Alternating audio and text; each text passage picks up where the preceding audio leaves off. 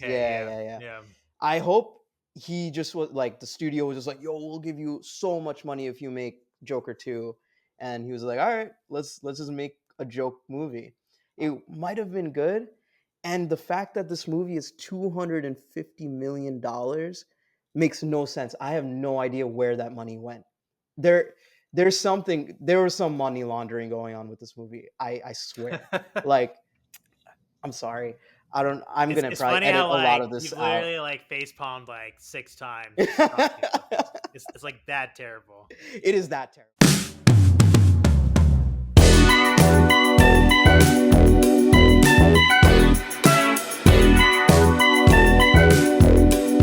All right, it's 2025 and the Bust Up Boys are back. I'm Zach. And I'm Zeron. Let's do this. Let's do it. It's our annual top 10 episode. Zeron, you want to kick us off with your honorable mentions first, I think? All right, let me check. All right. Okay, my number first honorable mention goes to Transformers 1.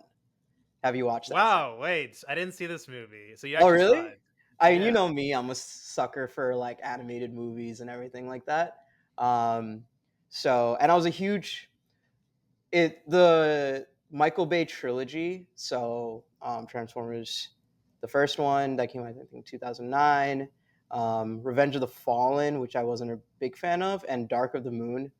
Like those were very like guilty pleasure movies. Maybe not the second one. I wasn't a huge fan of the second one. That was pretty disappointing. But um, Dark of the Moon, I still watch every now and then for the music, like, and then again, I also watched these movies as a kid. I know TV shows as a kid. I watched like I think some Minicon uh, series. I watched Beast Wars, and then I also watched I think Transformers Prime, which came out on Netflix like around 10-ish years ago. So Transformers Yep. does hold a pretty close thing in my heart. Transformers One, I heard it did really bad on box office, so I never really went out to go watch it. But one day I decided, hey, why not? So I watched it at home, and I was like, wow, this was really good. Voice You're talking acting, about the Shia LaBeouf movie? no, not Oh, Transform. Transformers one. Oh, Oh. Transformers One, yeah, yeah. So Transformers One, it's very confusing, isn't it? Yeah.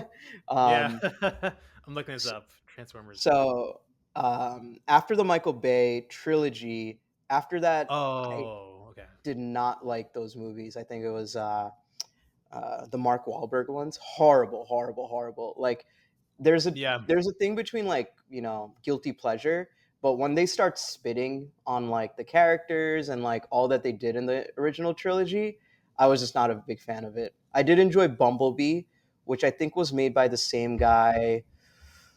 I want to say Phil Knight. um, but Bumblebee was really good. It was with Haley Steinfeld.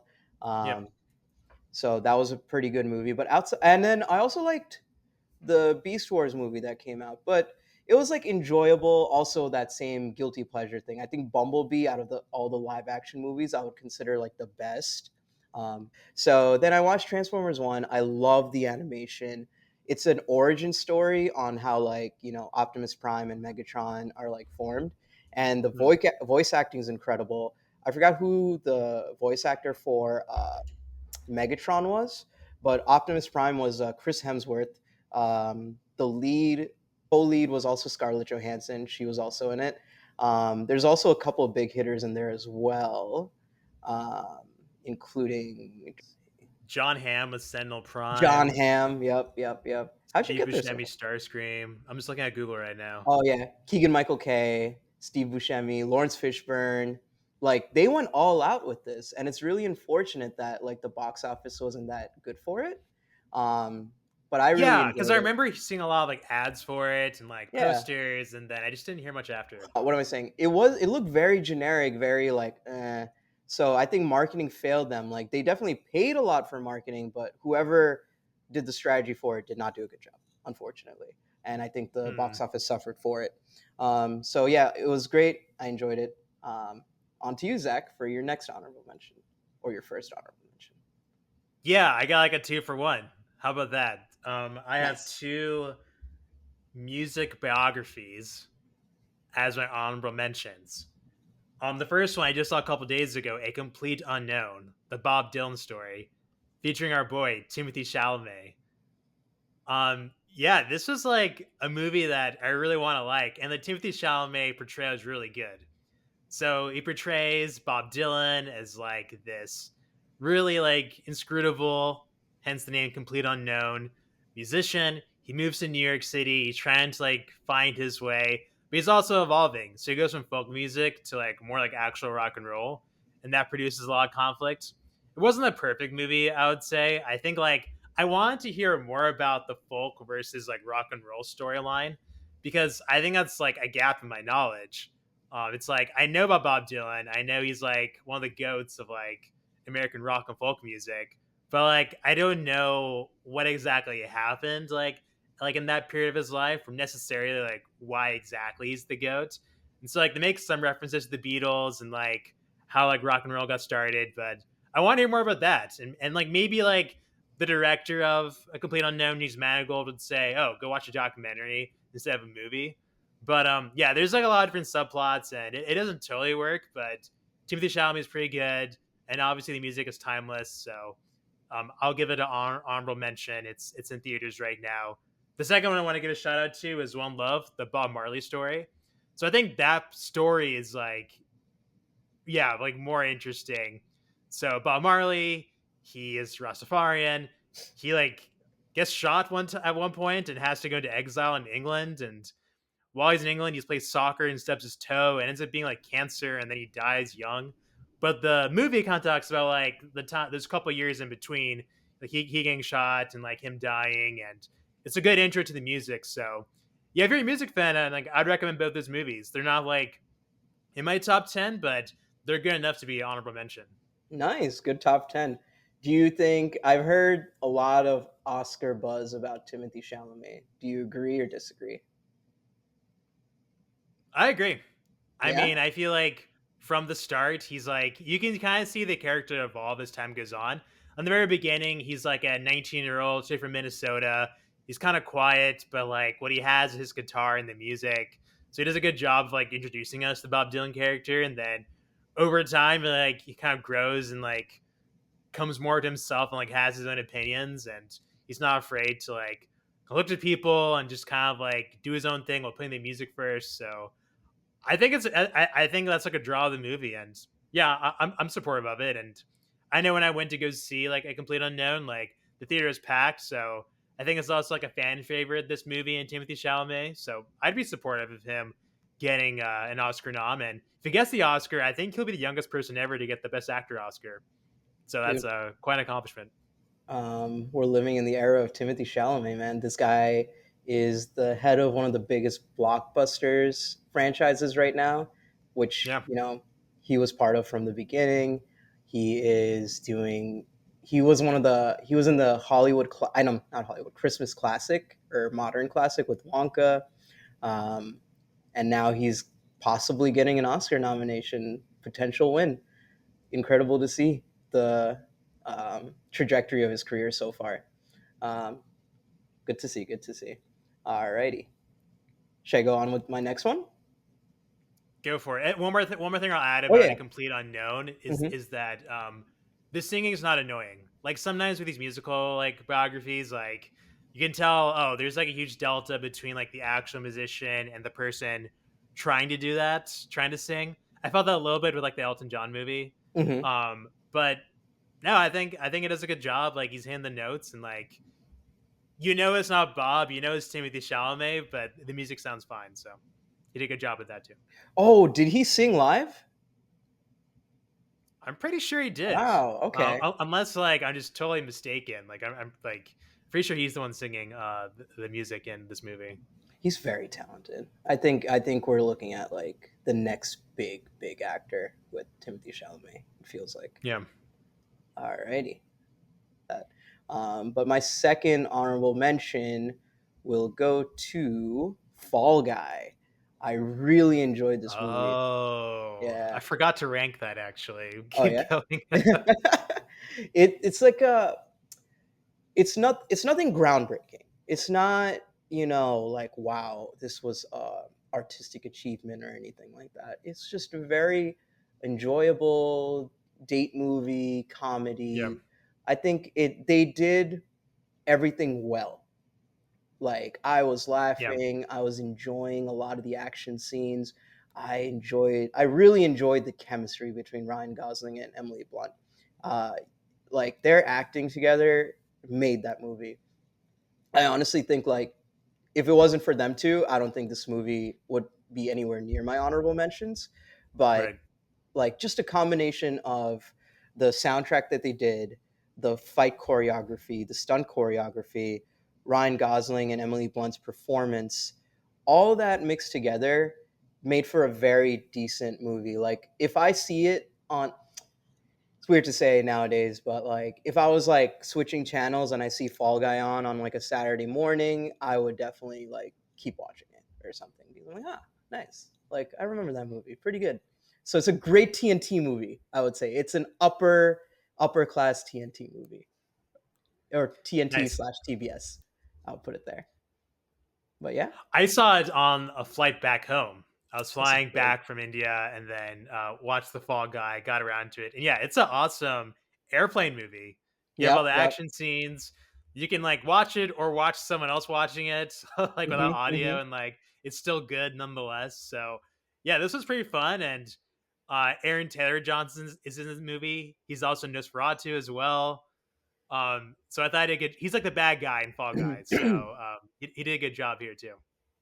Aaron Taylor Johnson is becoming like the tier one supporting actor, if that makes sense. Like he's doesn't have enough to like lead a movie. It feels like, but he's really good to like enhance a already great cast, if that makes sense. I think I'm gonna give him the Six Man of the Year award for 2024. Ah, great pick, great pick. Yeah, I yeah, like that. he deserves it for Fall Guy and Nosferatu. Nice, nice. Alrighty, on to you for your next honorable mention. Yeah, my next one is a drama comedy. It's called My Old Ass. And so this is like a coming of age movie. It has Aubrey Plaza in it, and so she is like always super awesome. Hmm. Maybe like it got some buzz. Like there was like a couple trailers for it, but otherwise not a ton of marketing. And I saw it because our boy Vic recommended it to me. Nice. And I realized while I was watching, like halfway through, you recommended it because it takes place in Canada. Like that's why he's like, Zach, you gotta go see it. So I was like, yeah, sure, I'll go see it and talk about it on the podcast. Why not? And so, yeah, basically the premise, if I remember correctly, is like there is a kid, she's growing up like kind of like somewhere in like British Columbia. Hmm. And then one day she takes some shrooms and then she actually meets her like 35-year-old self. And then she's able to call her 35-year-old self Aubrey Plaza on the phone. And so the movie just talks with that and like she's like falling in love for the summer, but also trying to figure out like, do you want to listen to like the Aubrey Plaza character because she's saying like don't do certain things, but she wants to do them anyways. And so yeah, I thought it was like a solid coming of age film. I think it needed like a little more Aubrey Plaza in it. Basically, like she appears in the first 10 minutes, disappears for an hour and a half, and reappears at the very end of the movie. But she's like such an awesome, likable person. Like I kind of feel like she should have appeared somewhere in the middle. So I thought that was like a little bit weird, but yeah. Besides that, I mean, if it comes on streaming, you see it pop up. I'd say feel free to check it out. Sounds Also, a good good. date night movie. Yeah. Oh, nice, nice. Okay. Yeah, I Yeah. I feel bad. I don't know if you heard the recent news regarding her husband. Yeah. Yeah, but Really hard to hopefully hear. she's doing better. And yeah, Yeah. that's definitely going on my watch list. Um, Aubrey Plaza also was pretty big this year. I think she was also in Agatha All Along, the miniseries, the Marvel Oh yeah. I miniseries. didn't. Yeah, I didn't see that. Was that like It sounds like a mystery miniseries, or yeah. I watched like the first two episodes, and she was pretty good in it, so I liked it. go. But it's Yeah. very hard not to appreciate Aubrey Plaza's acting. Like her Yeah. in Parks and Rec, A1, 10 out of Classic. 10. All right, next up, what do I Yeah. You got any got? more? See, I'm really scraping, man. I'm thinking. I'm looking through my watch list on Letterboxd to see what I could Yeah. put. Uh, Quiet Place Quiet Place Day One was pretty good. Yeah. I think I liked it as a New Yorker. It was very cool to see, like, going from downtown uptown. Um, so that was cool to see. Um, do you want to expand on that? Yeah, I just liked it. Yeah, yeah, Yeah. yeah. I actually ranked it in my top 10, so I'll talk Oh, about it when we get nice. around Okay. to it. Yeah, Okay. Cool. I Cool. Cool. really like this movie. I think I liked it way more than like anyone else, but Yeah. yeah, I'll just I'll talk a little bit more about it in a second. But yeah, like you said, there's some really good New York footage on it. Nice. Even our podcast has spoiler alerts, guys. Alrighty. Yeah. I'll whip it back to you then. What do you got? Yeah, I saw this over Christmas break. Speak No Evil, James McAvoy. Oh, I heard about this. Yeah, tell me more. Yeah, it's on Peacock. So like, I literally just saw it and I was like, oh, I was with some cousins, like, let's just watch Hmm. this. Um, it was actually really good. It was one of those movies where like I had low expectations, but then this is kind of a theme. If I go into something with low expectations, it actually like exceeds it. I think it's really good. Hmm. Hmm. So yeah, James McAvoy, like he has all these awesome freaky movies. The M Night Shyamalan. I don't think this is not an M Night Shyamalan movie, but it is kind of like a horror thriller kind of film, Hmm. summer popcorn flick where basically this couple from London is like lured to the countryside of another couple they met while traveling in Spain. But actually, like a lot of the things that James McAvoy's characters said, like they said they're like doctors to the son. It's like all false, and like you like learn more about it as like the movie goes on. It's like the plot isn't super complicated. I was able to like predict the ending like with like an hour to go, and so it's not like super duper crazy, but I think for what it is, it's pretty good. And if you're looking for like a popcorn flick, like it's on Peacock, and I recommend it. Honorable Nice. mention. Yeah. Yeah, honestly, I think James McAvoy is one of the more like underrated actors I've seen in Hollywood. Like Split, oh my god, his acting in Split was great. I think Yep. he pulled off like a great Professor X. I liked him in Days of Future Past.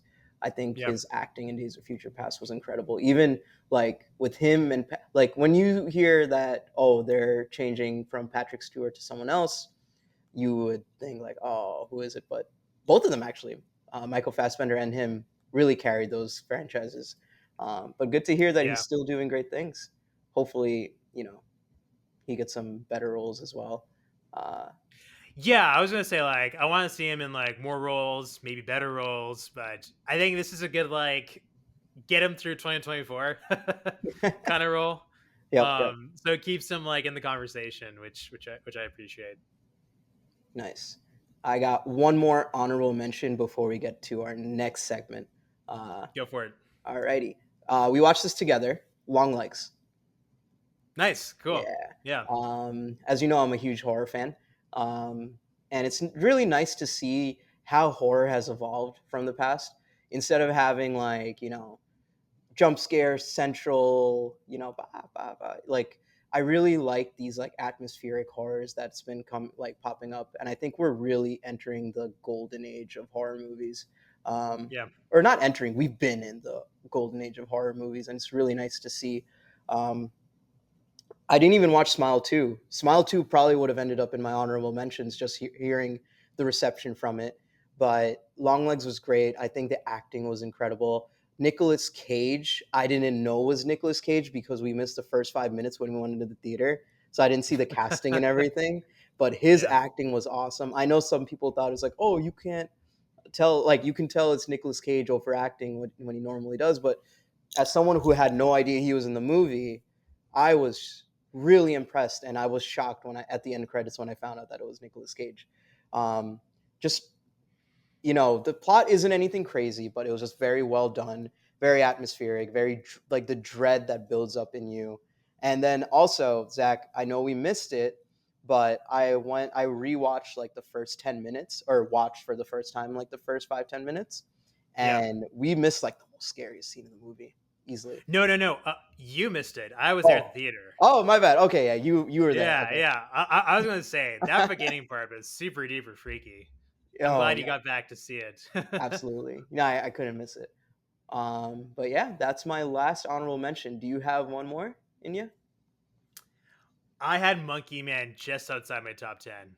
Ooh, okay. Yeah, Nice. yeah, yeah. I assume you have it in your top 10. Yep, yep. I do. Yeah, it was like right on the border. So Gotcha, like, gotcha. for me this year in movies, I would say first couple months pretty strong. Basically, like beginning of the year through like maybe Civil War, Yep, and then it was like basically quiet for like 6 months. yep. Yes, I There's agree. really nothing. I think in the last month I've seen some good movies, so like I feel like it kind of redeemed itself a little bit right at the very end, and Hmm, you'll hmm. see some of those movies pop up in my top 10. But Nice. yeah, those that like half year, like from midsummer all the way into like the winter was kind of tough, and my understanding is that was due primarily to the writer strike. So Oh, that glad it makes got sense. resolved, and hopefully 2025 is going to be smoother sailing. But Yeah, yeah, that it makes was pretty sense. rough down the stretch. But yeah, okay. On to our next segment. Are you ready?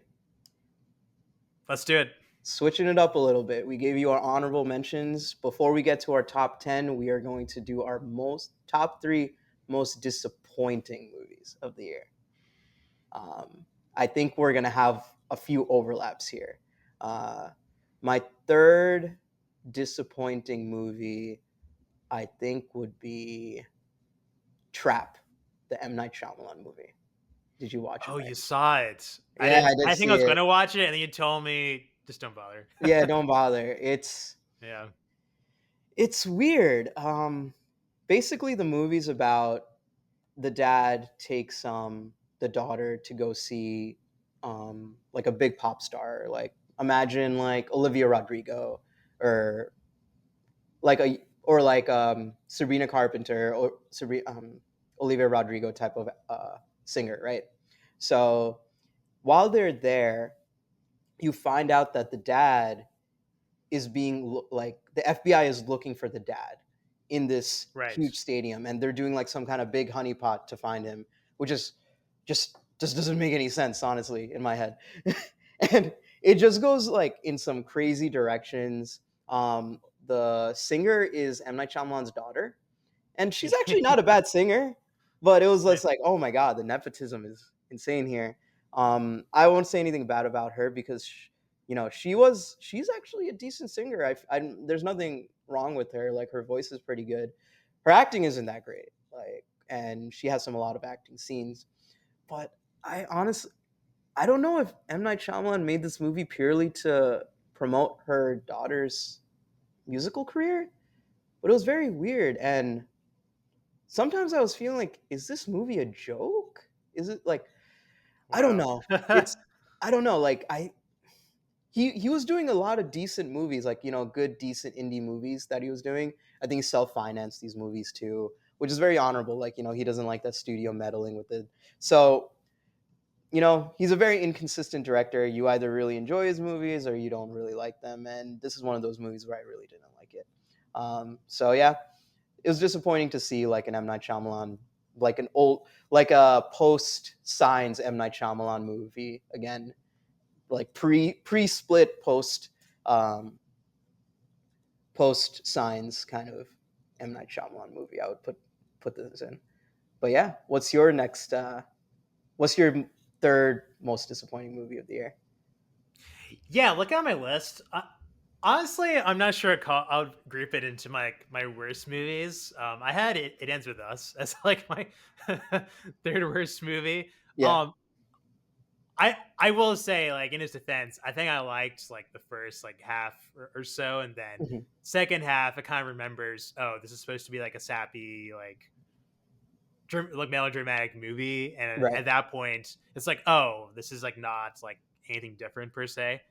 But we gotta do like a follow up on it We got to because do there's a been like more follow up. news about it, and We had to like do a follow what up. we thought was true is like not true, and maybe we've all been duped by like misinformation tactics and whatnot. Yeah. So I think that was an interesting like side conversation to keep us going when like the movies weren't that great.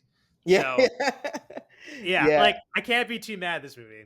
I'll just put it that way. But that's currently my third worst on my letterbox list for the year. Gotcha, gotcha. Yeah, I think I Yeah. have it at 2 stars on my letterbox. So I have Trap as Okay. 1.5 stars. I have It Ends With Us with 2 stars.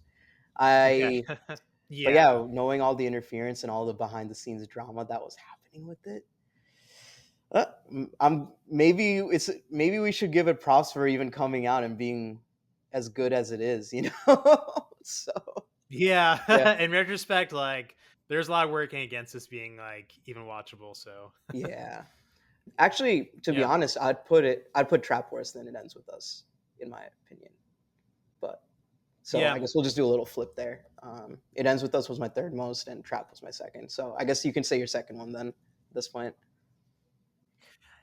Yeah, I don't think this was like actually second worst, but like if you compare the delta between expectations and like what we Mhm. got, Yeah. Furiosa was like a huge gap, and like I was ready for Furiosa to be like my favorite movie of the year, and it just did not deliver. It's like a lot of like recycled material from the cutting board of Mad Max, Fury Road. Hmm.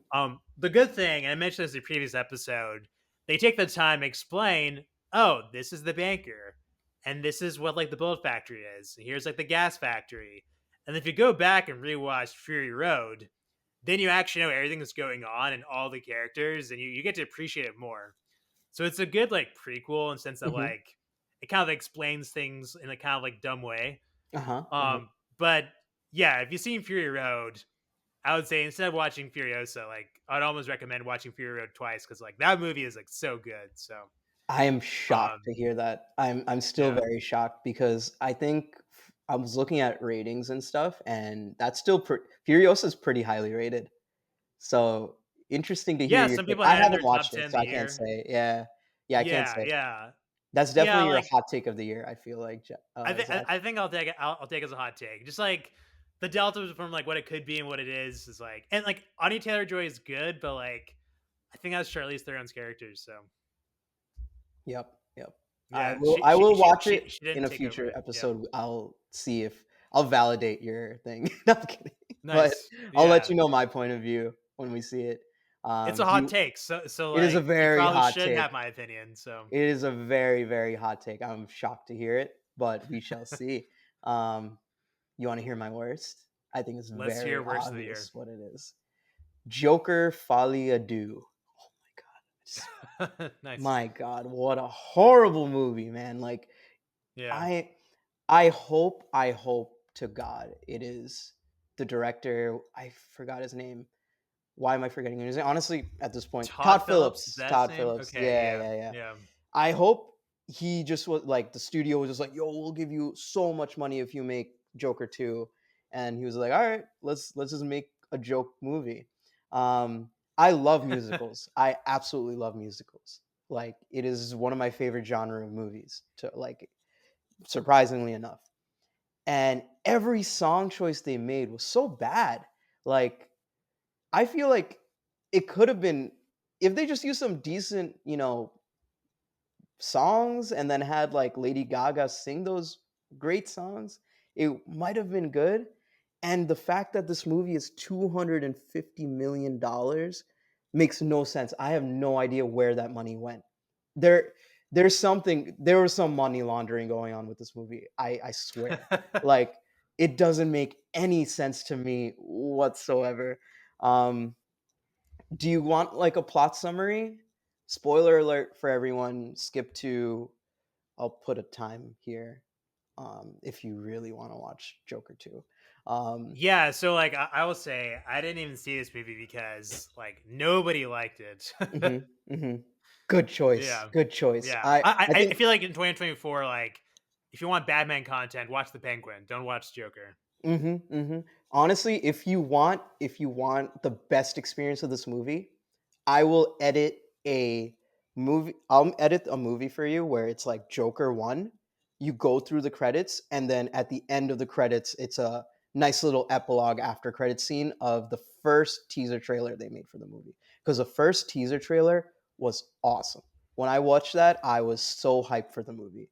Like I was very, very excited to watch the movie and just my god, what a piece of turd this movie is.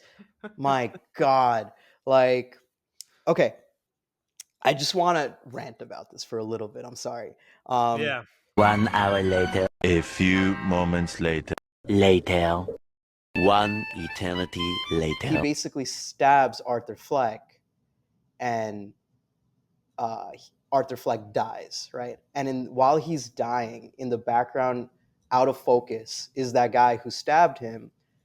Doing the Heath Ledger thing where he has like the face cuts and everything like that, showing that, oh, that guy is the real Joker. So that's the movie. It's almost metaphorical. Uh, I feel like that guy just like kill that franchise off like right there. yeah, yeah. I really hope we get a little break from the Joker for a little bit. I know Barry Keoghan is in the Batman, but I hope he's just like a out of focus thing, and like they don't really concentrate him on the next movies. I think we really need a break from the Joker now. Like Jared Leto was horrible, and Yeah. then you know Joker one was great, and then this was just whatever.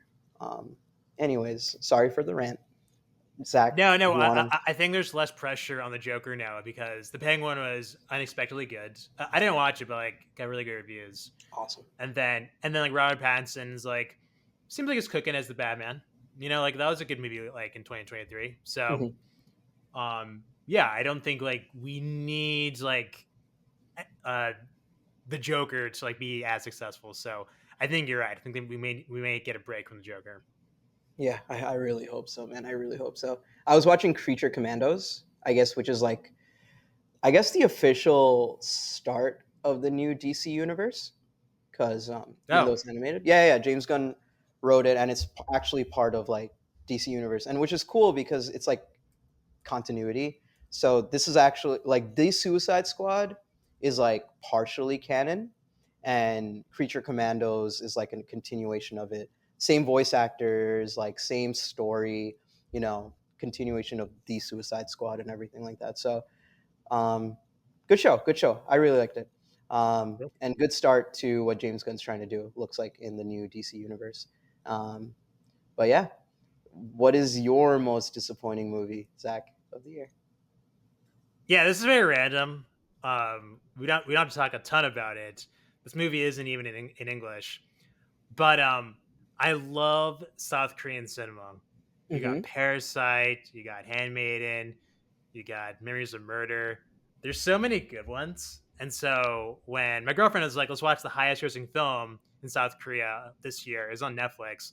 I was like, oh yeah, totally. And it's like a horror, like mystical, like mystery film. Like, oh yeah, like definitely sign me up. This has to be good. Viewer, this movie was not good. Oh It's no. it's called Exhuma, and basically, it's like two movies in one. The first like movie, the first half is like about this businessman in L.A. His like family is possessed by demons, and so they do like a ritual to kill the demon, and then it randomly jumps to a new storyline that talks about this like demon zombie thing that's in the ground, and they're like fighting it, but it's like the CGI is kind of wonky, and the plot's a little convoluted. Maybe just as like a non South Korean person didn't totally get it, but yeah, it's the highest grossing film this past year in South Korea. I will say I also watched The Wailing, which is a 2016 film, which maybe other people have heard of. That's like a horror film. That movie is really good. That movie is like deserves kind of like an all timer status, like Hmm. alongside Parasite, Handmaiden. That's like extreme, incredibly great entertainment. This movie is not it. So if you're thinking about Exhuma versus The Wailing, definitely go The Wailing. And at the Sounds good moment, to me. Exhuma is my worst film of the year. Sounds good. Okay. I'd never heard of it, and I will probably never hear of it again after today. Yeah, yeah, exactly. Though I Again, love I was Three excited because More, I love which South is Korean films, but yeah, yeah, and also like, do you ever watch Train to Busan? yeah, that's a really good one. Yeah, that was awesome. So, Yeah, I mean, not every movie's gonna be a hit, but that's good to fair. hear. Okay, I'll check it. I'll check out its letterbox grade too, and see maybe one day if it might. I'll put it on my watch list. Watch list if it's like pretty high rated. Watch The Wailing. So that Watch came the out a Wailing. couple years ago. Yeah, that one is like actually crazy.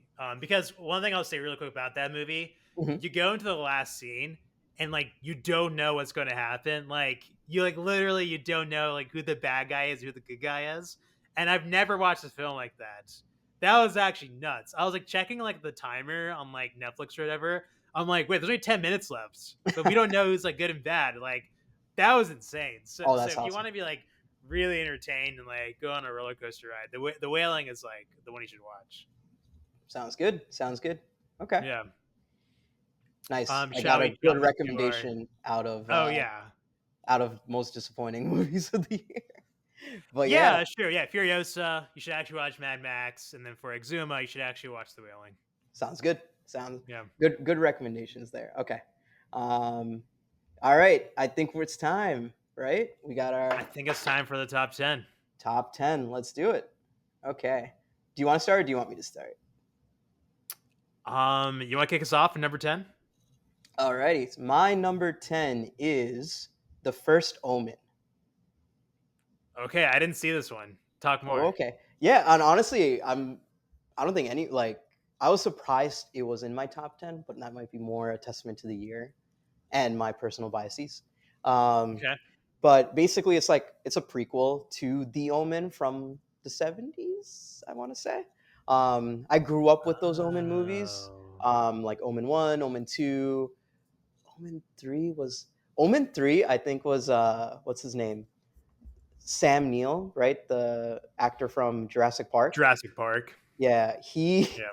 he's he's like a low key very good horror actor. He was in I want to say um, Event Horizon, in the Mouth of Madness. Like he's a very Huh. like yeah he was in a lot of I horror didn't know movies that. back in the day, and very good at it too.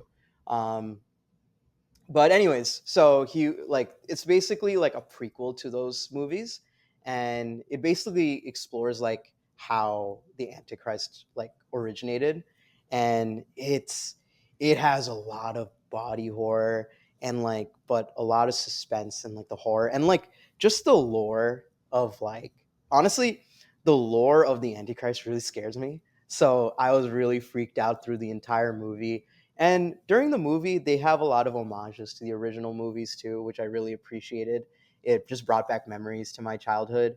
And but most like and then the director was also great. I want to say something Stevenson. This was her first like feature film directing, and she knocked it out of the park. The cinematography was incredible, and the score was so dread. Like there's so much dread in it, and I appreciated it. But the highlight has to go to Neil Tiger Free, the main actress. The way Okay. she acted, there's a lot of scenes that could have been very, very corny, but the way she did it was so well done that I really like just she knocked it out of the park. And it's something where like just a combination of the good directing and incredible acting like really elevated this movie and surprisingly enough made it into the top 10 of the year for me.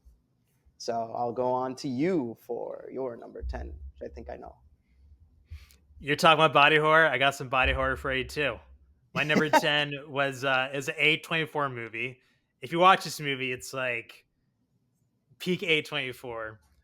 It's called Love Lies Bleeding. It came out earlier in the year. This is like a it's many things. It's One Piece is it has Ed Harris in it, and I love Ed Harris. The guy is like really old now. I didn't know he was still making movies, but he's like the dad in this movie. But basically, it's like a lesbian love story. Kristen Stewart's in it, and Katie O'Brien's the other main actress. But basically, one of them is a bodybuilder.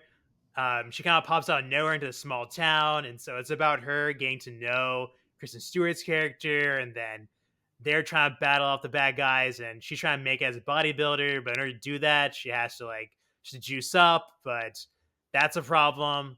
At one point, Dave Franco's character gets like beat up and dies, and it's like really gruesome and gory. But yeah, there's some really cool special effects and like an interesting ending. So I thought it was good enough to make number 10. If you do watch it, it'll be one of the more interesting things you watch this year. And like I said, I think it's kind of like peak A24 body horror thriller kind of movie. So if that kind of sounds interesting, then you should watch this film. I'm shocked I've never heard of this movie, but I'm very excited to watch it. Kristen Stewart, like, it's really funny because Twilight Yeah. was probably like one of my most hated franchises growing up, and I just was just like, ah, this is so annoying. But both Kristen Stewart and Robert Pattinson are doing really well, and Yeah. I'm glad they made their paycheck with Twilight so they can explore all these indie movies that they've made over the years, like Robert Pattinson, Lighthouse. Shout out to Ed for watching that movie with me. Um, and then Tenet, Good Time. Good Time, I think, is one of his best performances ever. That's a great Um, movie. yeah, it reminds me a lot of Uncut Gems, which makes Yeah. sense. And then, of course, Batman. So nice to see him, doing well. And I think he's in the next Christopher Nolan movie too. And then Kristen Stewart, I think she did Personal Shopping. I don't know, I forgot you know, the term, but yeah. Yeah. So she's been also doing pretty great too. So it's nice to see both of them doing pretty good. Uh, Yeah. She doesn't do as many films, but like it's good to see her on screen in this film. So that was nice. nice, nice. All right, you want me to move to my number 9? Let's do number 9. All right, I got Alien Romulus. Okay, so this one, yeah, I didn't get around to seeing it. I saw like the last like little bit of it. Like I think on an airplane. I think I saw someone else watching it. I'm like, ooh, that looks really cool. And so I watched like the last 20 minutes. It looks really cool. Nice. I'm very biased because I really enjoyed Alien when I was a kid too. Wow, Yeah, this is yeah. There's a lot of nostalgia in my top 10, unfortunately, but like the cast was great. I think the horror scenes were great. They really made like Alien scary, which we haven't had in a while. I feel like we had like Alien Covenant, we had Prometheus. I want to say we had another Alien movie that I completely forgot about. There was like AVP, right? yeah. AVP, Alien versus Predator, versus Predator 2. So there's been like a lull with Alien, and it's nice to see like that sci-fi horror. If you like Dead Space, you would love Dead Space is a game, but you would love this movie if you know. I think cinematography is awesome. Like watching this on an OLED TV was great. The special effects were incredible. It's really nice to see like Alien Romulus have like this high budget, even though I think it wasn't that like they got their money's worth with whatever budget that they had. I want to say it was under 100 million for sure. The cast was great. I don't really know any of the names of the cast members, unfortunately. Um, the main actress I just know because she was in Mayor of Easttown for the first episode, and Oh, wait, that's her?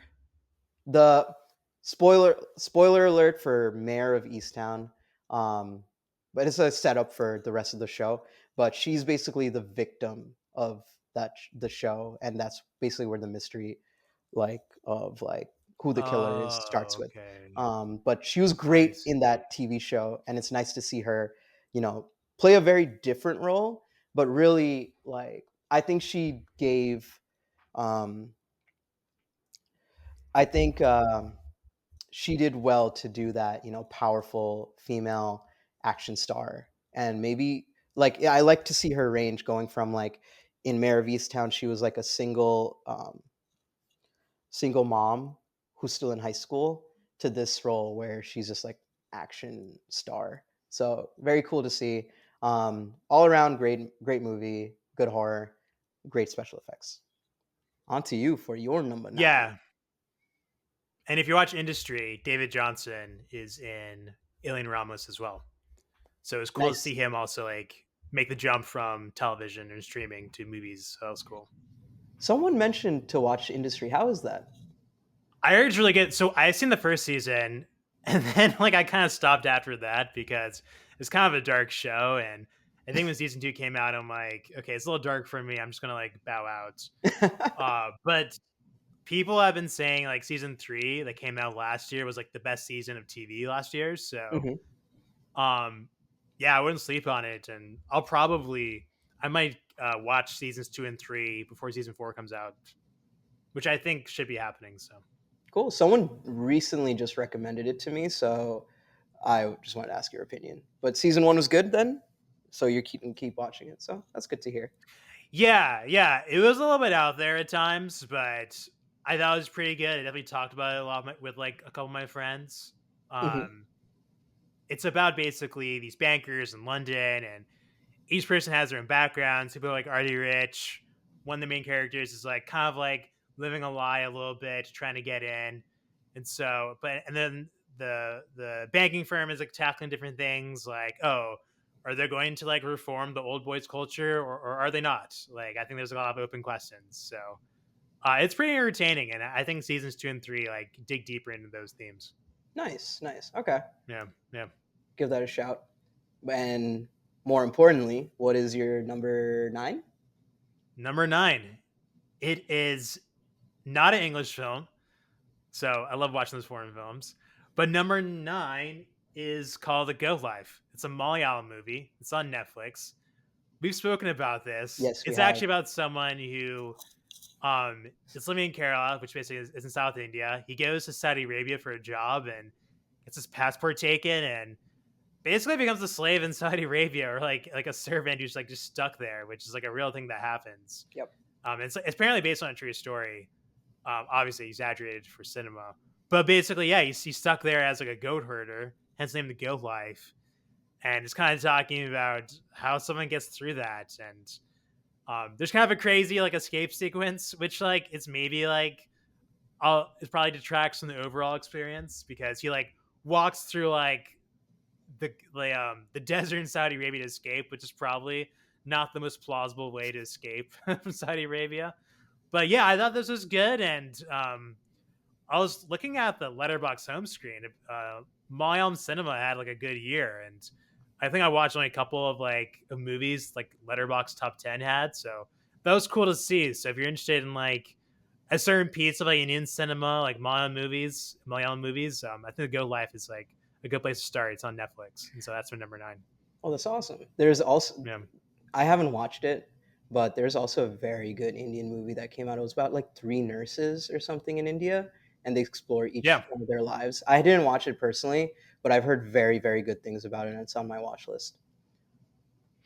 I think that might also be like at least partially in Malayalam. Yeah, so I want to see the one too. I also heard good things about it. I know which movie you're talking about. I forget the name, but Same here, same here. It's like a very like something all you need is light or something like that. Very yeah. generic, but for a very not generic movie. Um, but yeah, my.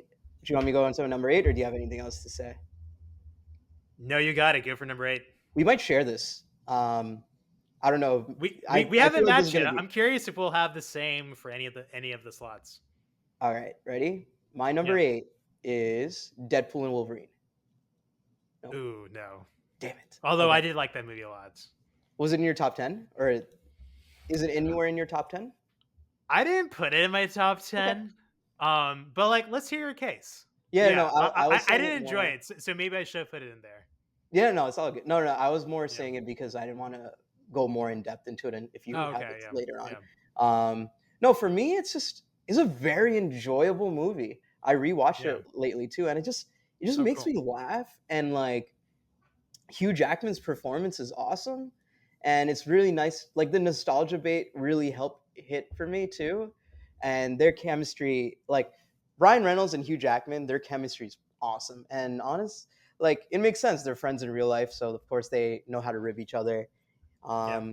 It's a very like I put it as like a higher level Fall Guy, just a funny, well crafted movie. Plot is generic as heck, but it's honestly a bunch of SNL skits, very high quality SNL skits, which they somehow like threaded together into a very generic plot, if that makes sense. So, but each SNL skit is a banger, if that. So, like, imagine like a great episode of SNL where each skit hit with a very loose plot line is the best way I could describe Deadpool and Wolverine.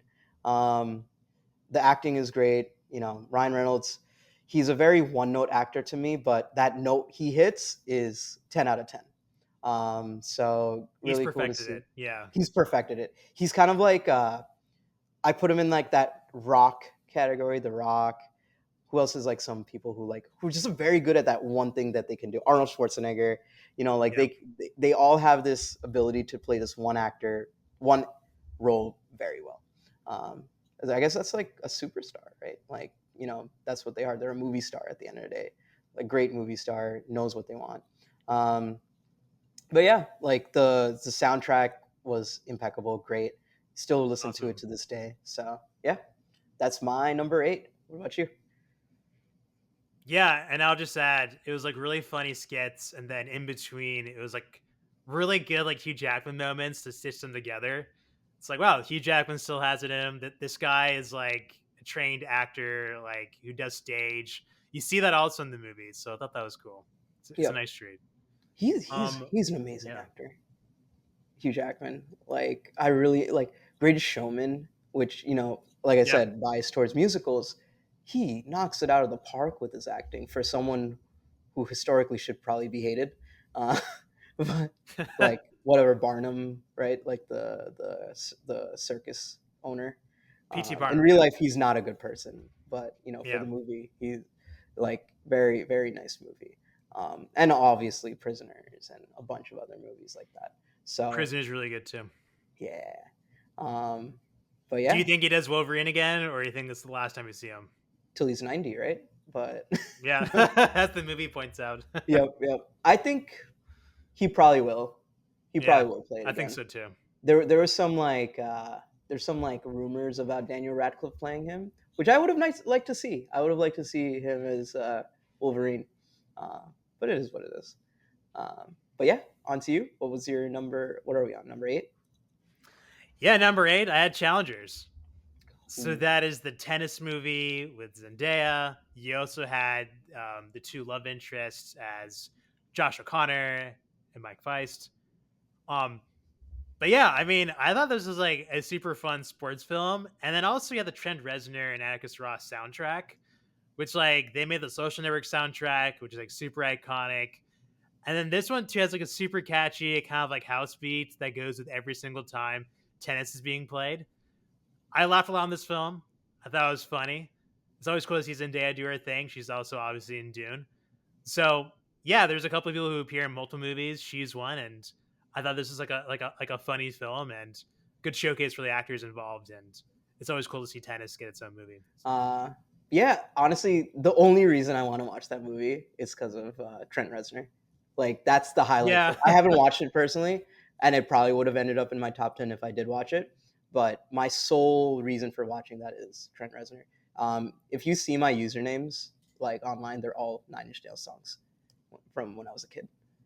oh, Uh, amazing. yeah, I love that Yeah, movie I think a lot. like the soundtrack is like honestly elevates this movie from like maybe honorable mention to number 8 for me. Sounds Like about right. it is like a huge deal. Like that is a big portion of the film. Yep. Sounds Yeah. about right. Like it's also the same reason why I love the Transformers movies. Not to bring up the thing from before, but Steve Jablonsky was the composer for the Transformers movies, and they're so iconic that like that makes me want to watch the movies again. Also, Linkin Park. So those two really Linkin elevate those Park in the movies. first Transformers movie, like name a more dynamic duo. Like Yeah. I can just hear it in my head right now, just like the beginning of like that song. Yeah. Did you ever see the meme where they use like the what I've done for like the trailers or like the end credits, right? Directed by Michael Bay. Never saw any memes with that, like No, no, reels no. or I saw the Oppenheimer TikToks. one, which is like Yeah, yeah, pretty yeah, awesome. Yeah, yeah. That one was like perfect. Like it goes to black, and then it's like what I've done, the yeah. chorus. That's exactly what I was thinking of. So, Yeah. like, yeah, those movies, like, I know it just shows like how much like a soundtrack can really elevate a movie. Not that I think Challengers is a mediocre movie without it, but like it really does help a lot of these movies out.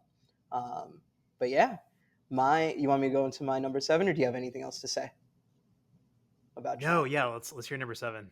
All right, so my number 7 is Inside Out 2, which is Very cool. surprising because I didn't before going into the movie, I had no idea that this would be in my top 10, let alone let alone number 7.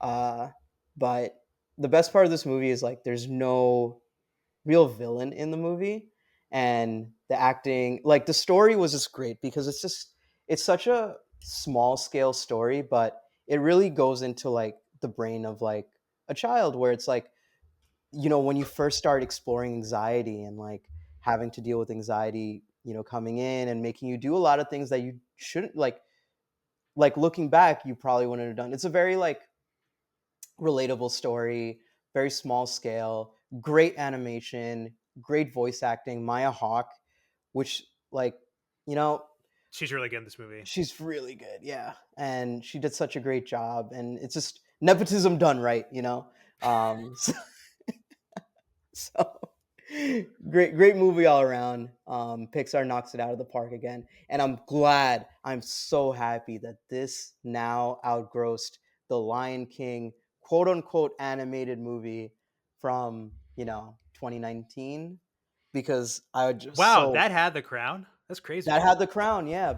Wow. It's funny because it's considered live action, but it's all animated, so it's also the most highest grossed animated movie. So very weird to say, Yeah. but I'm glad to see something with a little bit of heart as the top animated movie of all time, not The Lion King. But yeah, you watched it too, right? Yeah, yeah. I had it right outside my honorable mentions. But yeah, this is a good one. I have another movie in my top 10 that deals with childhood and what it was like growing up. So we'll hear more about that. It's a surprise later on my list. Sweet, sounds good to me. What's Yeah, your number yeah. 7 then?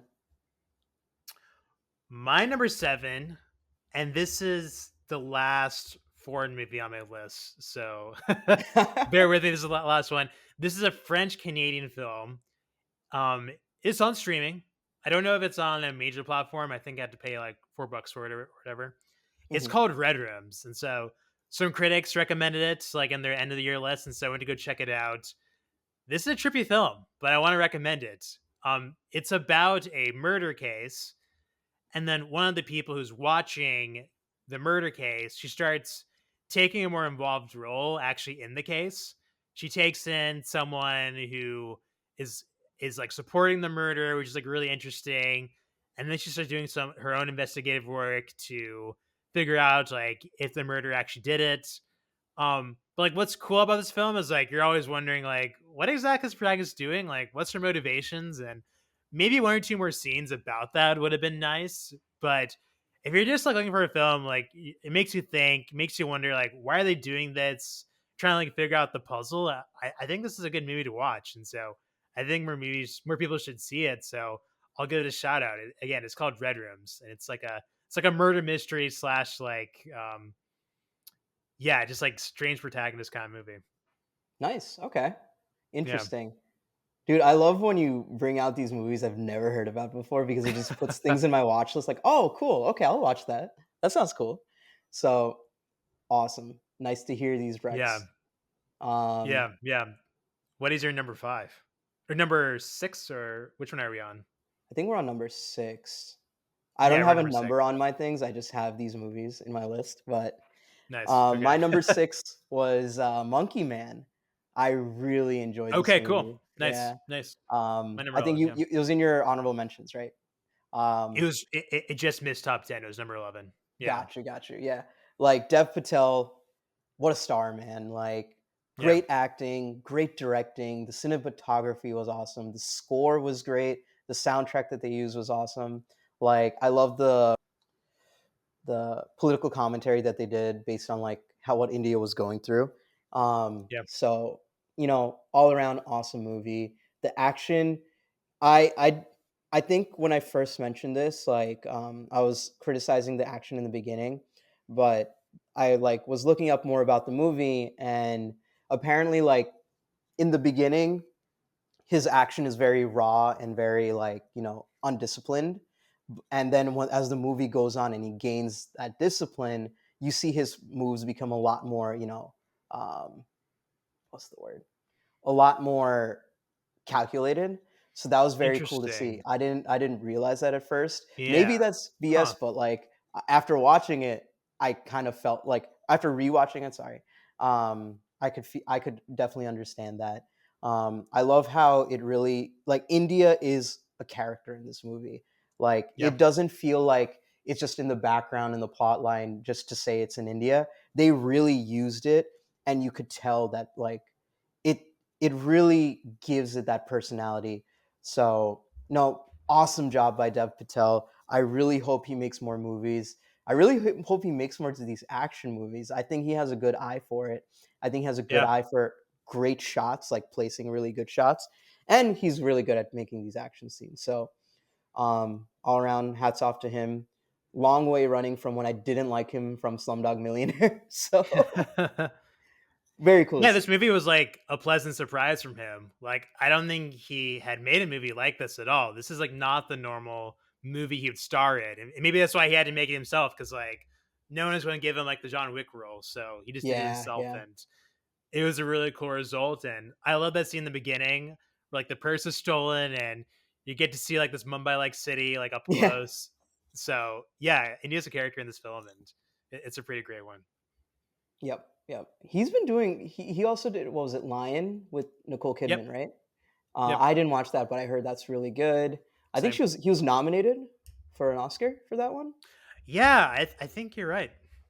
Yeah, he it was I think he brought his like mom to like watch the awards or to the awards basically, which is pretty cool.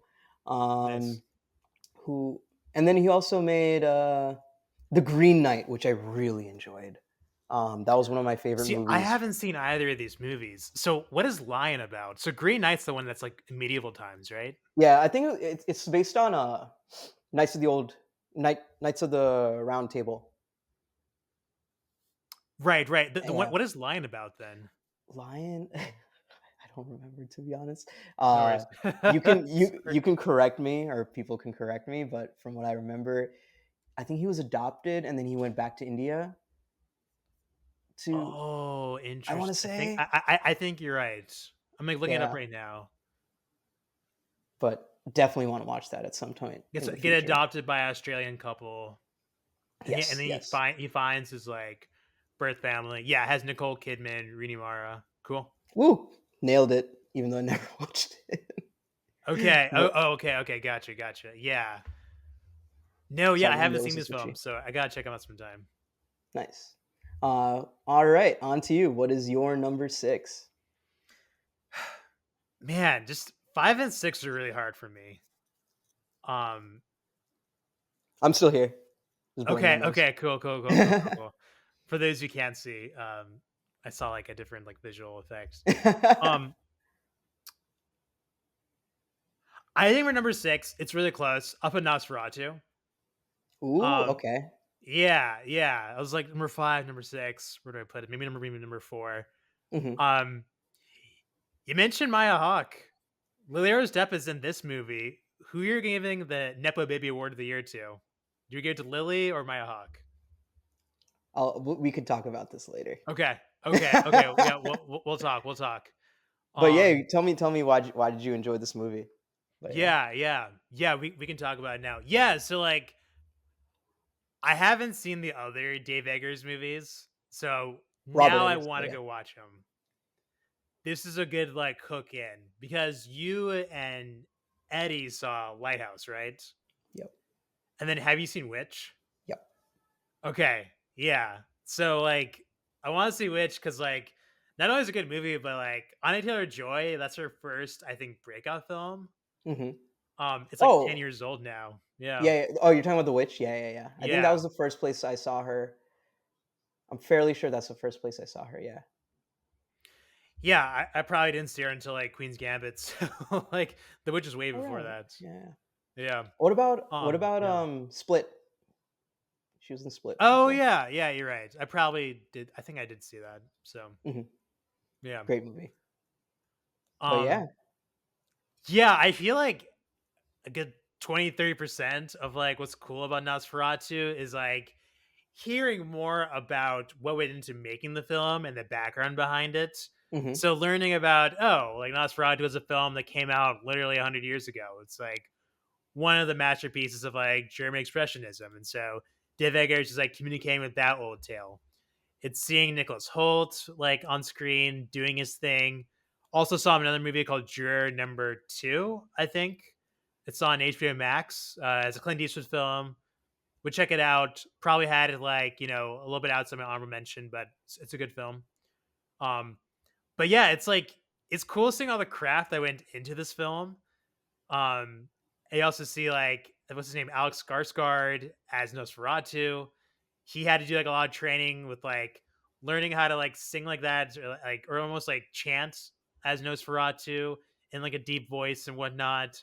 So I got a lot out of learning more about how this movie was made and the history behind the Nosferatu tale.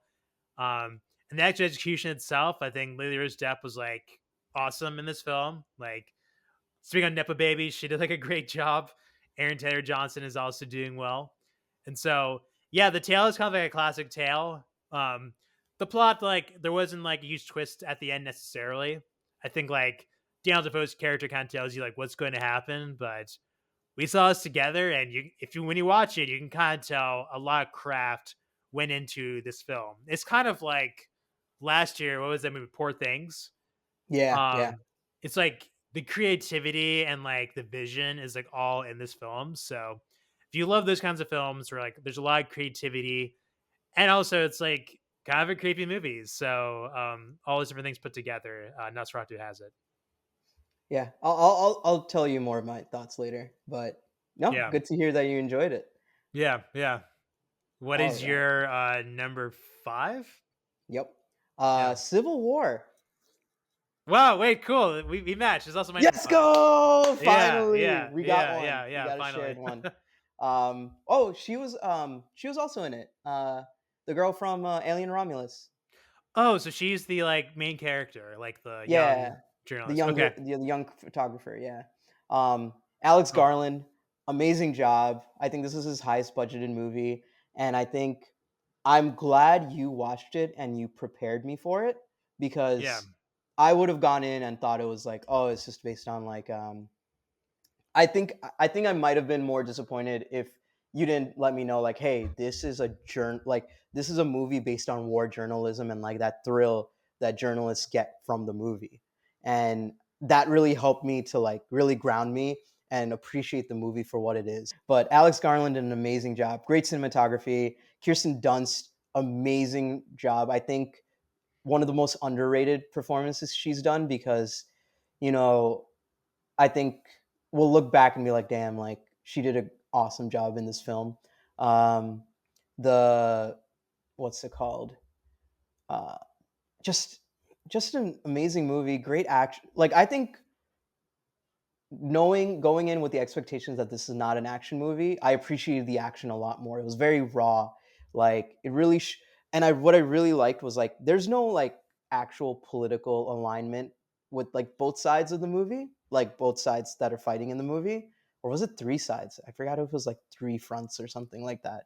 But it really showed the horrors of like a civil war, the thrill of like that war journalists go through like exploring the Civil War, and just man, man, I'm like the more I think about it, the more speechless I am towards the movie, and the more I'm thinking like, damn, should I have ranked this movie higher? But then I just scrolled up and looked at the rest of my movies, and nah, it's a great movie, and it makes sense at number five.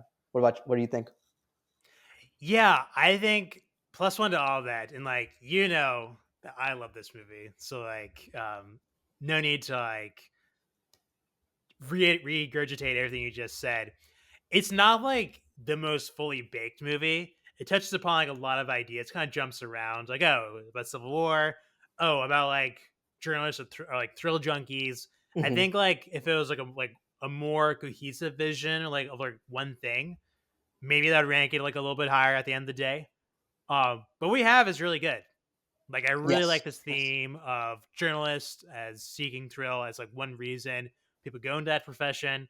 I know some photojournalists, and like yeah, she like went down, like just think about this past year, she like went down to like North Carolina to like go photograph like the hurricane aftermath without even having like a sponsor in place. She just went in and like took photos and spoke to people as an independent journalist, and this is like a real thing. And like I think this movie captures that ethos, like in a war setting. um and yeah, if you know for a journalist, like it explains that, and so if you know like this, like the context of the movie, I think it's like really good. And Alex Garland has like another war movie coming out in 2025, so you can probably view Oh, that as a companion piece to this movie. Yeah, and that one might be even better than this movie. So I think we'll look back and like look at this movie fondly, even if it's just like a stepping stone to like the next Alex Garland film.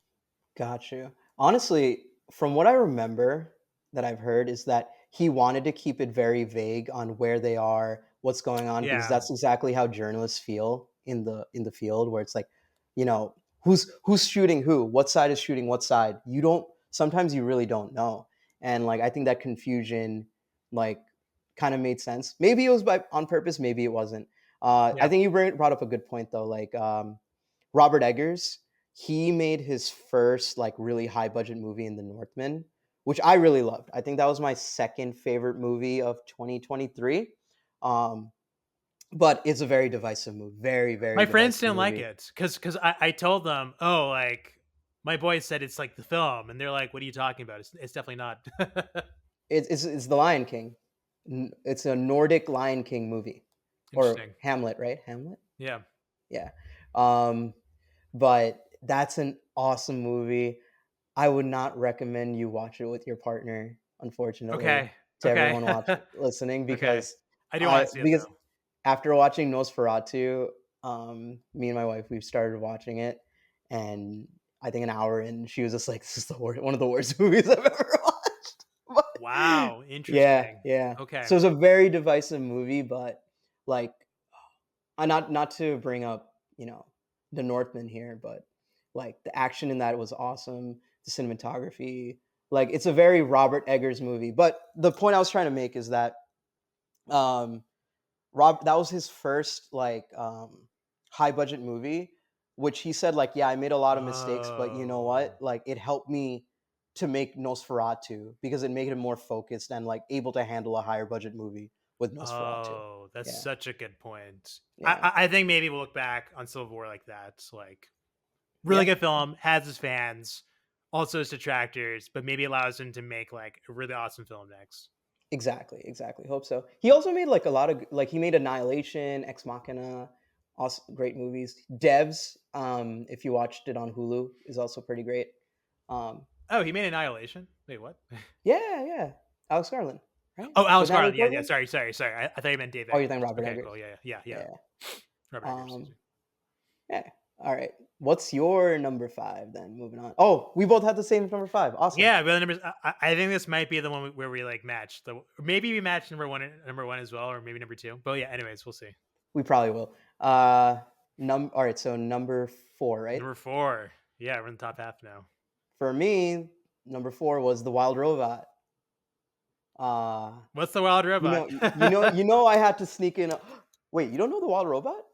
No way. No, did we talk about it? Oh no. Tell Yeah. me. Oh yeah. I didn't see this. I didn't see this. Okay, okay. Lupita Bummer. Nyong'o, amazing job. I hope I pronounced her name correctly. But man, like me in animation, every scene just was beautiful. I love I when didn't they're see so this. creative with the animation and Yeah. everything. It's like a story of motherhood. Um, the robot basically is drop shipped into like the wild accidentally. She as like an AI, she's able to learn all the animal languages, and then you know she talks with the animals, and then she adopts a bird, right? And then she Mhm. unfortunately killed her parents, like the bird's parents, Oh like the no. robot. It was like stumbling and accidentally or something, basically. Um, so it's just a beautiful story of like her basically adopting this, bird, and just like letting her, like raising her, the duck finding out like, oh, the robot did kill her parents, but then like learning like, without her, like he was basically a runt, if that makes sense. Yep. The bird was a runt. Wait, am I Yep. remembering the story? But like basically she was able to save them, hurt him, and basically like helped him to fly and become the leader that the bird is.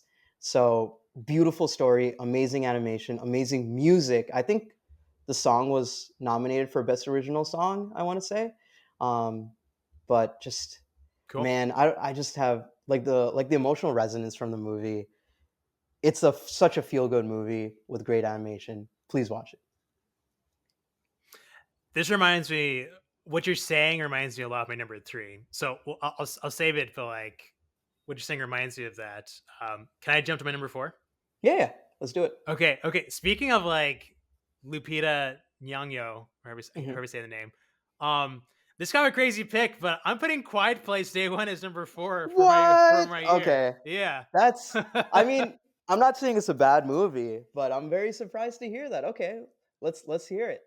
Yeah. I mentioned this in the previous episode, but I had like very low expectations. I thought like, man, this is gonna be like so much mindless action. But actually, the movie begins and it's someone with dealing with like I think a terminal illness. Mhm. She's in New York City, I think like around Chinatown, and then all of a sudden the invasion happens. She has like people who's like trying to help her, but like they're gone or can't help her, and so she ends up just like walking like by herself up to Harlem because she wants to go see the jazz club and get a slice of pizza before she dies. She makes a friend in the process, and so you have this like really good emotionally resonant story. But then also you still have like the aliens and the monsters, and like sometimes like we don't get enough of like the monsters, and like that's so annoying with like this kind of movie. I think like Cloverfield is a movie where like I want to see more monster. There's plenty of Right. monsters in this film, and there's also a lot of jump scares. Like they didn't take that away from the film, but they also still have like this like emotional thread that goes through all the action scenes, and then it has like a pretty satisfying ending, in my opinion, of where she like I think she finds Spoilers peace. for everyone. Yeah, exactly. Spoiler alerts. Well, I'll leave it at the Pacific ending, but she finds peace. Like I'll leave it at that. And um, I was just like surprisingly satisfied, and I just think it's like a good singular statement. And hot take, I'm picking number four. That you got a bunch of hot takes in this top 10. I'm very surprised to Yeah, hear. Or not top 10 and disappointments. But you know what? Like I wouldn't say that's really much of a hot take. I mean, top 10 is subjective at the end of the day. Everyone has their favorites. fair. Um it's not a bad movie, so if it's in your top was it your top 4? Are we on Yeah, top 4? Yeah. yeah. If it's your top 4, that makes a lot of sense. And no, it's a great movie. Um like love to hear it. All righty. Moving on to, are we in the big three now? We're in the big three. That's right. All right. My number three, I don't know. It's been getting a lot of buzz lately. The Substance. Oh, you saw it. I have not Yes. seen it. Speaking of body horror, okay, Right. let's hear Speaking it. of body horror, Yeah. amazing movie, man. Wow, Like, maybe I should I watch think, it. You know what? I think yeah, I should watch it. If you liked it, then I'll give it a spin. absolutely. Absolutely. Oh, come on, man. I'm a Yeah. huge horror fan. uh, and I think the highlights, again, like, it's just that, you know, I guess it wouldn't really be chemistry here, but Demi Moore and Margaret Qualley. Oh, another well done nepo baby. I think she is. Don't mean to slander her if she isn't, I think but you're right. Yeah. Let's yeah, see. Mark Folie. I remember her from The Leftovers, which is one of the greatest shows of all time. Probably top 5 for me of all time. Please watch it if you haven't done so yet. I But haven't. I've she seen Station 11, but not the leftovers. gotcha. Please watch it. It's Yeah. it's it's a life changing show. I would say. Um, Not to be overly dramatic, but yes. Um, but like, yeah, it really explores like one. I would explore, like the unrealistic expectations people have on women and like female beauty and everything like that. But also like I feel like it really explores like addiction at the end of the day. Like you know being Mm. addicted to anything. You can be addicted to drugs, you can be addicted to alcohol, but you could also be addicted to various different things. And this really explores it and like the mentality that both of them are like, not both of them, they're the same person. But Margaret Qualley is able to just like really mirror Demi Moore, and it really feels like you're watching like a younger version and everything like that. So Wow. amazing job, Corley Fargiat. I don't know how to say it, but amazing job. Great cinematography, and the music is so unsettling, and I really appreciate it. This is the year of horror, man, and I love to see it. So yeah, that's my little thing with the substance. Yeah, I maybe a little bit more on the fence on horror. So I think I saw this as like a kind of like a gross out film, and I was like, okay, maybe I'll dodge it. But the addiction framing is really enticing because I don't have like addiction film in the top 10, and that's an interesting topic. So now I'm curious. So now I want to watch it. Yeah. It really reminds me a lot of like it's same and not same, but like, do you ever watch Requiem for a Dream? No, Oh, no, is that the Paul Thomas Anderson film or the who's the I director?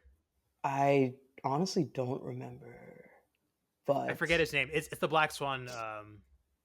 right, right, right. Let's see. To do Darren Aronofsky. Darren Aronofsky, yeah, and Jared Leto's in it. Not Demi Moore, but she looks a lot like Demi Moore. Jennifer She's Connelly. They look kind of alike. Jennifer Connelly, yeah. Which is Yeah. yeah, I think that might be also why I feel similarities because they kind of look similar, Demi Yeah. Moore and Jennifer Connelly. But yeah, like please watch it. Like if there's any Okay. movie on your list, it's a movie that you'll watch and really think it's good, but never want to watch again, ever. Interesting. Yeah. Interesting. Okay, that's also an addiction movie. Yep. Heavy Okay. addiction movie. Okay, But yeah. cool. We're creating like an addiction like playlist over here. I like it. Addiction Yep. queue. Yep. Yeah. All right, man. Your top three. Let's start it. Let's hear it. Yeah, okay. Number 3. I just saw this movie a couple days ago. So maybe I'm overrating it, maybe not. This is kind of like Are you also a saying little there's bit a out of little left field. recency bias, Zach? No, I'm kidding. But okay. Yeah. Very possible. This movie is called Nickel Boys. Um it's out in theaters right now. Okay. It's based off of a novel that came out I think sometime like maybe 10, 15 years ago. Won Mm-hmm. the Pulitzer Prize. But basically, it's a movie about these two boys who are stuck in a reform school in the South in like the 60s or 70s. Mm-hmm. But the whole movie, cinematography wise, is shot in first person and second person, like maybe like right next to like someone's face or whatnot. So a lot of people don't like that. So it's been very divisive. But if you're open to like a new way of seeing things and like a movie that's trying something which I've never seen before, this is that movie. So like the whole movie, like you're seeing from like a first person perspective what they're seeing, and it may give you like a little bit of motion sickness, but I thought this is like a really interesting way to show what it's like being a kid growing up in like the Jim Crow South and then going to this reform school and just like surviving and then making a friend and what it's like being a kid. And then for me, like it kind of brought back a lot of memories of like not that like I went to a reform school and not that I was like a black American in Jim Crow South, but I was like, oh, this kind of reminded me of like my childhood a little bit of like growing up in North Carolina and it being hot in the summer and going to summer camp and making friends and the different kind of people you encounter. So this was like a deep movie. There's a twist at the end, which was like interesting, which I didn't really see coming. Like you focus so much on the arts, the artsy part of it, and like the emotions. When the twist comes, you're kind of like thrown off. And you're like, dang, that was kind of clever. So yeah, maybe it's recency bias. I don't know, but this is like a really interesting movie. It's a very innovative movie, the way it's shot and told. So I'll put it at number 3, man. Nickel Nice. Boys. Okay. Yeah, Put it on the list. Dude, you yeah. give me a lot of homework, man. Uh, You too. You too. We only agreed on one spot, number 5 so far. nice, nice, nice. All right. It's nice that we got one matching though. All Yeah, right. We're going into the top three. I top don't think 2. top two, top two. Whew, okay. This is gonna be a coin flip. Let's see if yours matches right now. If this doesn't I will match, we're say not matching. my 1 and 2 are like very close. Like Okay. I may even change my mind after you say it. So My number two is Dune Part Two. oh, interesting. Okay, cool. Maybe we'll match. Okay, but go ahead. Alrighty. So this was cinema at its best. I think that it had everything. It has your mass audience appeal, beautiful cinematography. How do you make desert, like just sand, look incredible for 2.5 hours? He did it. I mean, there was also the Harkonnen parts. Just this is like the closest thing we'll ever get to the Lord of the Rings anytime soon. Personally, that's Yeah. how I feel. You have an amazing director. I think he's in that new era. Like him, Nolan, and him and Nolan. Honestly, I feel like they Yeah. know how to make like these mass market, like not mass market, but like mass appealing good movies. And just man, the acting, every like from top to bottom, awesome job. Like the musical score, Hans Zimmer. I think it's kind of sad that he's not going to get nominated this year because it reuses too much of the themes from the first movie, which kind of Right. makes sense, but also like kind of sad to see. Um, what's his name? Austin Butler. What a great performance from him on his end. Just all around great. I just finished the book too, so I can say it's just a great Oh wow. adaptation in general, and it makes sense. Like everyone called this like franchise unfilmable because there's so many other media that's taken from it that like people are going to think, oh, this is another generic, movie. But the the love and heart and soul that Denny put into this, the cinematographer put into this, Timothy Chalamet put into this, Zendaya put into this, the guy who does Lisa Al Gaib, I forgot what his name is, he put into this Javier every single Bardem. thing. Yeah. Javier Bardem, great, great. Yeah. Just all around, man. Like, man, I'm just gonna go watch it right now after this. After just talking about it right now. um, It's an awesome movie to rewatch yep, because like you notice small things that you couldn't see the first time because first time you're watching, you try and get the story down. The second plus time, and you've seen it like way more times than I have, you get to see all the details that Denis Villeneuve put into the movie. yep. I watched this 4 times in IMAX. Wild. Lincoln Center. If they bring it back Say no again, I'm more. going there Yeah. again. Yeah. Wow. Anyways, Four what is times in your IMAX. number two? Yeah, yeah. Zach, did we match or nah? I think it sold me, so that's not my number two. Oh, did I just make it? Did I just bump it up to number one for you? Is that Yeah, what you you said? did. I was like on the I fence, love to like hear. I love to hear it. it's like you're right. The special effects, the music, the acting, the fact that it's a good movie to like revisit whenever you want, just to see the craft again. Yeah, I'll put number one. That's an awesome number one. We're lucky to have that movie in Nice, 2024. nice. All right. In that case, you want to tell me your former number one? Yeah, it's very close. Um, Maybe like one day you can change it. This one is also a recent movie I saw last week, so recency bias question mark. But this is The Brutalist. This is getting some buzz. Oh, It might win Best nice. You Picture. watched it? Yeah, I went to go see it. All right, awesome, awesome. All right, yeah. Tell me more. Tell me more. Yeah, so the first thing I'll say about this movie, it's a long film. So it's 3.5 hours. There's an actual intermission of 13 minutes, about two-thirds of the way through. So it's not quite halfway, but two-thirds of the way through. But yeah, I mean, I think I have to give this number two just because I think it's set out to explore a couple of key themes. Those themes are, I wrote them down in my letterbox review. Um, First theme, ambitious people merely tolerating each other. There's two really ambitious people, and they go at it in the second half. That's Adrian Brody's character. He's like the immigrant from Hungary who's trying to make it after escaping the Holocaust as an architect in America. The second one is the person paying for the building. It's Guy Pearce, who like I feel like the Whoa. only other Wait, Guy what? Pearce movie I've seen. Yeah, it's like he's like the bad guy in like Iron Man 3, I think. Um he's also in is he in Memento as like the main character? Is Memento's the one where he has short-term memory loss, right? Then yes. Yeah. Yeah. Okay, cool. Um yeah, that's him. In this movie, he is a rich Pennsylvania businessman. But yeah, they go out in the second half. But yeah, the first like two-thirds of the movie, it's like the immigrant story, and it's done really well.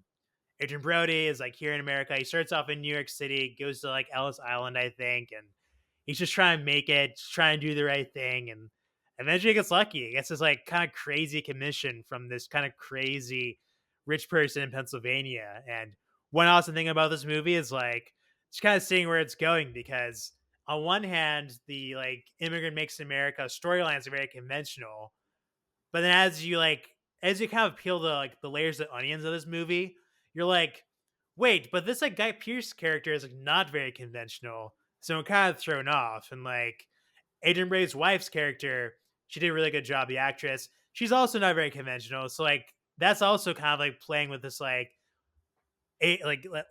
age old like archetype of a storyline.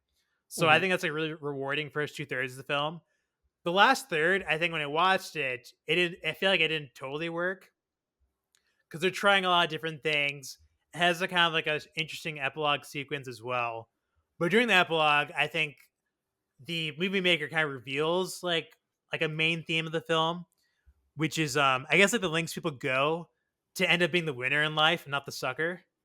And like when I had that unlock of like, oh, that's what the movie's going for, it kind of put everything in like this last third into perspective. So yeah, this is like one epic of a film, and this is kind of like my Oppenheimer of like 2024. So I will gladly put it as in the number 2 slot. There's been a lot of Oscar buzz about it, and it's really nice to see Adrian Brody like come back again. I think he did he win the Oscar for The Pianist, or he was. Like 20 years ago, like 22 years ago, yeah. Yeah. And after that, like, you just never heard of him for a long time, it felt like. And I think he even mentions, like, he's like, I never thought I would get this kind of role again. And dude, The Pianist Yeah. made me cry. Like, his acting in that movie, such an amazing job, man. He's an amazing, amazing actor. And I think he was in Peaky Blinders like 5, 6 years ago. He also did a great job there. But dude, no, I'm glad to hear it. I'm glad to hear him getting his flowers again after so many years. Um, Good luck to him, and I'll definitely watch that before the Oscars. And yeah, I think honestly I'll watch it, and maybe it might be my number one too. I have no idea. I didn't know that was considered 2024, but I guess it's like mass release in 2025, even though it came out in 2024, like limited release. I'm assuming. Um, I'm assuming that's what the case was. Yeah, both Nickel Boys and The Brutalist, I think, are technically last year, but you would have only seen it this year, or like in the last couple of weeks if you guys saw it at all. Gotcha, Yeah. gotcha. Okay, cool. All Yeah. right, my top movie. I think. I think I know what it Let's. is. Yep, yep. Because w- background, we both watched it together, Yeah. and when we got out of the theaters, I was sick as hell. I was on like Tylenol PM, and I was just like, "That was the greatest movie I watched this year." I think that was the first thing I said to you. And Yes. then also was like, "I want to go home." But like, just the fact that I went through that sick and still loved it so much, man. All right, let's get into it. Let's One, break it down. Lily Rose Depp, yes, Nepo Baby of the Year. No, honestly, she should 100% get like nominated for Best Actress. What an what an amazing role she did.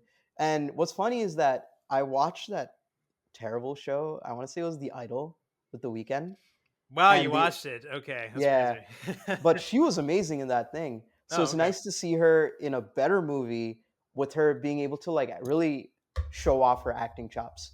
So because she was the bright part of that show, and along with some of the musical performances there, I think like as an aside, the Idol sucked, but the music was not bad. Some of the songs from that show were is still in my like regular rotation, surprisingly. I would hope But so. I mean, The Weekend's pretty good. yeah, So. yep. Probably So better at at least music than that acting. was the saving grace for the Yeah. movie. Yeah. What was it? Dude, this her performance was awesome. Aaron Taylor Johnson did a great job. Yep. Nicholas Holt, surprisingly again, played Renfield. So after last year too. Yeah, that was Last year, interesting. I didn't know that until you told me. yeah, or whatever the Nosferatu didn't want to get sued, so they used that back in the day. Obviously, the plot is what's the word? The plot is like predictable, but again, it is Yep. like a remake of a 2022 1920s film that they made as like a loose adaptation of Dracula. So that kind of makes sense. Like I knew the Yeah. story going in, so that wasn't okay. But the way they did it, the execution was just so brilliant. Like again, my Dune Part 2 and this was very, very close. but for me, like Nosferatu just edges it over it. One, because I'm biased, I love horror. Um, That's a but good point. yeah, just the acting by Alexander Skarsgård, amazing job. Like, and then Robert Eggers, he's just so meticulous with every single detail in his movies. So I just appreciate that. And like you said, like the behind the scenes, like the that is an artist doing a master work in craft, and just the way they were able to just put you in dread for like 2.5 hours. I was never bored. Like, just everything, every single scene in this movie had a purpose to it. Every single scene in this movie had you feeling some type of way. I don't know what that means, but if you watch it, you'll understand what that means. Yeah. And just, he doesn't need words. He doesn't need dialogue. He's able to tell this story just purely through atmosphere. That's why I think like just his directing, masterclass in directing, and he just does a great job. Like, his everything that he did was awesome. So yeah, that's my movie of the year. That was my favorite movie of the year. All around great job. Like, every scene of that movie, aside from like the last 5 minutes, can be a wallpaper if you wanted it to be. Just that's just That's how so true. beautiful. Yeah. Yeah. So yeah, just awesome, awesome. Is it that so true? Because the last 5 minutes definitely can't be any wallpaper unless you're a huge creep. Yeah. That's exactly right. Yeah. But, no, awesome, awesome stuff. But yeah, that's my number one movie of the year. And honestly, it's the same thing as you. One and two are very, very close. Honestly. Yeah, I gotta watch more of the Dave Eggers. That's his name. Robert Eggers is like a writer, but like totally No, different no, this is person. Robert Eggers. Oh, Robert Eggers. Yes, yeah, Dave yeah, yeah. is like a writer or something like that. Oh, interesting. Okay, okay. I did Yeah, not yeah. know I, that. I get the two confused. I probably said the wrong one the whole time, or like went back Gotcha, and gotcha. forth. But yeah. Also, like I want to rewatch Crimson Peak, the Guillermo del Toro movie. Have you seen that? I is that with Tom Hiddleston and Yeah. um Um, Jessica Chastain? Jessica Chastain. Yes. Yeah, yeah. Yeah. I watched the first half an hour and I really enjoyed it. I just fell asleep because I was really tired, but never finished it. I also saw it late night once. It is a We good got late way night movie. through. Yeah, it kind of reminds me a little bit of Nosferatu. That movie is Mhm. like not as like quite as well done, but it's like same genre. Nice. Um, so I almost want to like revisit it, but yeah, like you said, like there's something special to seeing a director or just a creative at like the peak of their power, and that's this movie. So Yep, yep, yep. Hopefully we see big stuff from Alice Garland for his next film then. Maybe that will end up in our number ones or yeah, top yeah, 3. no, it looks really intense. It's like an actual war movie. Um, Nice. so yeah, that I think that's another. That's like we're gonna see so many awesome movies in 2025. I'm so excited. There's like the new Parasite director movie with Robert Pattinson. There's the new Alex Garland movie. There's a bunch. The Superman. So there's a lot to like. So um, yeah, like Stay can't tuned, wait until guys. next year. Next year is like top 10 a year from now. I feel like this is the perfect time to plug. So if you want to stay tuned, like if you want to hear Yeah. more opinions on the big movies from next year, please like, comment, and subscribe. Props to anyone who made it this far. Yeah, You're man, this is gonna amazing. be a long one. I might I might cut this up and like put it into like maybe I'll make like the disappointed one thing, or we can do clips. That's actually a good idea too. Um, Totally. but yeah, I think because this episode is so long and we want you guys to go do your thing, we will not be doing a recommendations segment this time. Fair Just enough. right, Yeah. yeah. Yeah. Yeah. That makes sense. But yeah, man, that is our top movies of 2024. Hope you guys appreciated it. Zach, you got any closing comments? We'll make our letterbox list public, and dude, you gave me so many awesome movies to go check out and see. And, Likewise, man. yeah, and also movies just to like rewatch. Like, oh, I should rewatch Dune again. I should see this other movie again. So Yes, this has yes, been awesome. absolutely. Yeah, All right, Zach, it's been real. I'll talk to you in the next one. of course. See ya. Until next time. Cheers.